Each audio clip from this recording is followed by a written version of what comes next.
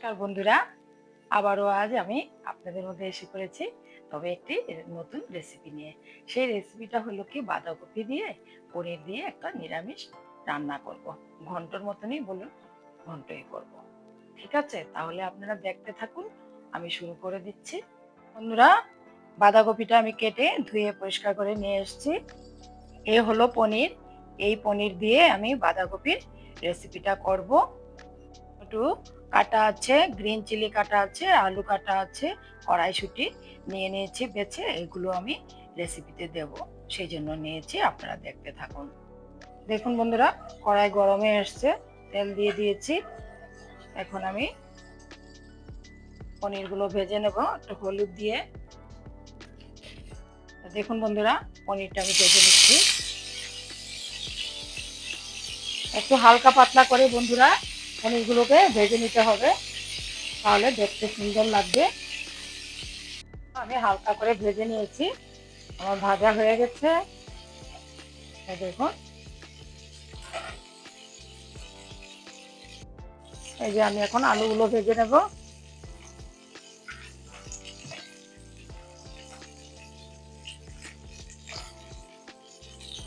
সঙ্গে আলুটাও ভেজে নিচ্ছি, তেল ছিল ওই তেলেই আমি আলু ভেজে নিচ্ছি।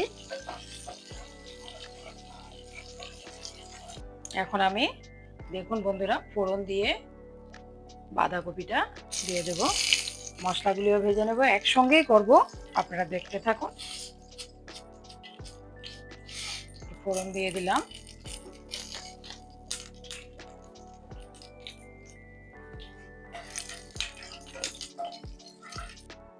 বন্ধুরা, বাটিতে আমি একটা পেস্ট বানিয়ে নিয়েছি মশলার। এখানে আছে জিরে আছে, হলুদ আছে, ধনিয়া আছে, লাল লঙ্কা গুঁড়ো আছে, নুন আছে, সব একসঙ্গে দিয়ে আমি একটা পেস্ট বানিয়ে নিয়েছি। কড়াইতে ফোড়ন দিয়েছি। এখন বন্ধুরা, এখন আমি এখানে আদাও দিয়ে দেব, তাহলে আদার কাঁচা গন্ধটা চলে যাবে। বন্ধুরা, কলা করে রাখা রাখা কাঁচা লঙ্কা আর আদা আমি একসঙ্গেই দিয়ে দিলাম। দেখুন, এখন আমি সাঁতলিয়ে নিচ্ছি।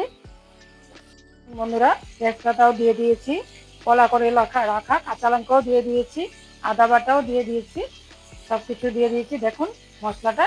এখন আমি কি করব, যাতে কাঁচা ভাবটা চলে যায়, সেই জন্য আমি টমেটো পিস করে রাখা টমেটো দিয়ে দিলাম। দেখুন, একসাথে কষিয়ে নেবেন, তাহলে কাঁচা যে ভাবটা থাকে সেটা চলে যায়। একটু সাতলানো হয়ে গেলে,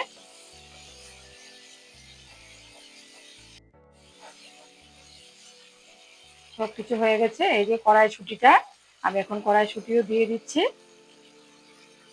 আপনারা তো অনেকে অনেক রকম রান্না করে, আমি কিভাবে করি আর দেখে নিন। আমি তো এইভাবেই করি, আপনারাও বাড়িতে এইভাবে করবেন। দেখুন, চাইলে এইভাবে করতে পারেন। এই দেখুন, একটু দিয়ে দিলাম, সাঁতলিয়ে নিচ্ছি। এই যে ভেজে রেখেছিলাম, এই যে ভেজে রাখা আলু দিয়ে দিলাম।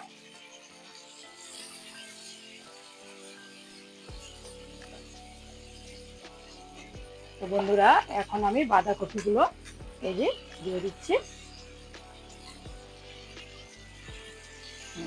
বাঁধাকপি দিয়ে দিলাম। বন্ধুরা, এই যে আমি কষিয়ে নিচ্ছি, কেমন সফট হয়ে যাচ্ছে বাঁধাকপিগুলো। এই দেখুন, এখন আমি কিছু সময়ের জন্য ঢেকে রাখবো।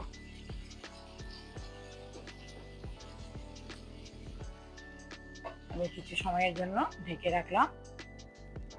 আমি ঢাকনাটা উঠিয়ে দিচ্ছি। ঢাকনাটা উঠিয়ে একটু নাড়াচাড়া করব। দেখে নিন, প্রায় জল বেরিয়ে এসছে, জলটা টেনেও যাচ্ছে। এই দেখুন, বেশি জল নেই। এখন আমি পনিরগুলো দিয়ে সাঁতলিয়ে নেব। এই দেখুন, এই যে পনির দিয়ে, এই দেখুন, আমি এইভাবে সাঁতলিয়ে নিচ্ছি।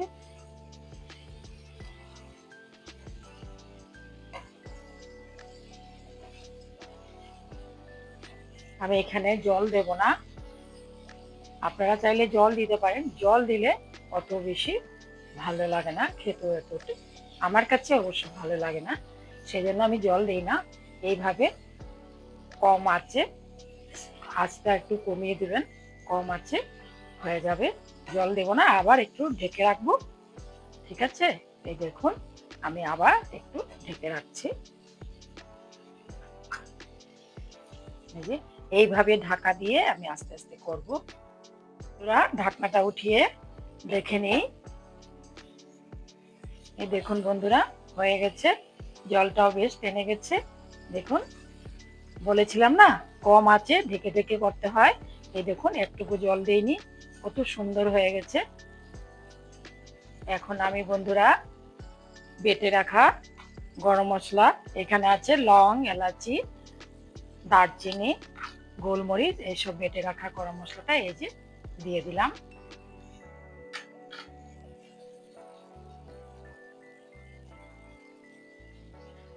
তৎসঙ্গে বন্ধুরা আমি গরম মশলা দিয়ে একটু নাড়িয়ে দিচ্ছি।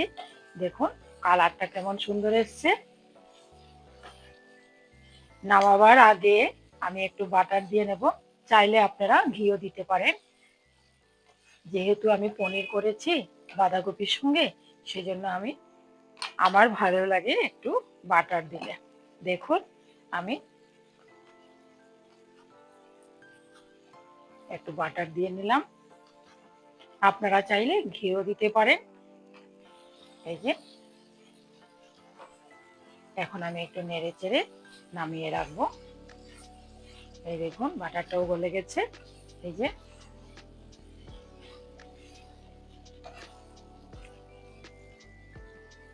এখন আমি ঢেকে রাখলাম, পরিবেশন করব, নামিয়ে দিলাম। দেখুন বন্ধুরা, পনির দিয়ে বাঁধাকপির রেসিপিটা আমার হয়ে গেল। বন্ধুরা দেখলেন পনির দিয়ে বাঁধাকপির রেসিপিটা আমি করলাম, আপনারা দেখেছেন। যদি আপনাদের পছন্দ হয় তাহলেও আপনারা বাড়িতে এইভাবে বানিয়ে নেবেন। আর আমার কমেন্ট বক্সে কমেন্ট করে জানাবেন। আমার চ্যানেলটাকে সাবস্ক্রাইব করবেন, কমেন্ট করবেন, লাইক করবেন এবং বেশি চেয়ে বেশি শেয়ার করবেন আর আমার পাশে থাকবেন। নমস্কার, ভালো থাকুন, সুস্থ থাকুন।